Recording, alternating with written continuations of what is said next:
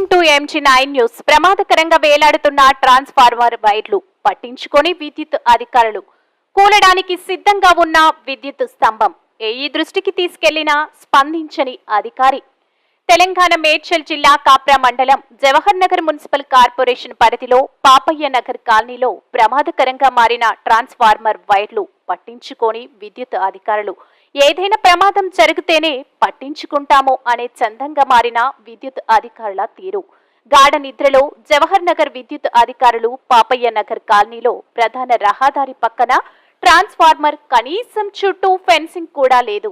ఏవైనా మూగ జీవాలు చిన్నపిల్లలు అటుగా వెళ్లాలంటే జంకుతున్నారు. బాల వికాస్ వాటర్ ప్లాంట్ ముందు గత 2 సంవత్సరాలుగా కరెంటు పోల్ విరగడానికి సిద్ధంగా ఉన్న 2 సార్లు స్థానిక కాలనీ ప్రజలు జవహర్ నగర్ ఏఈకి దృష్టికి తీసుకెళ్లి కంప్లైంట్ చేసిన పట్టించుకున్న పాపాన పోలేదని ఆవేదన వ్యక్తం చేస్తున్న స్థానిక ప్రజలు.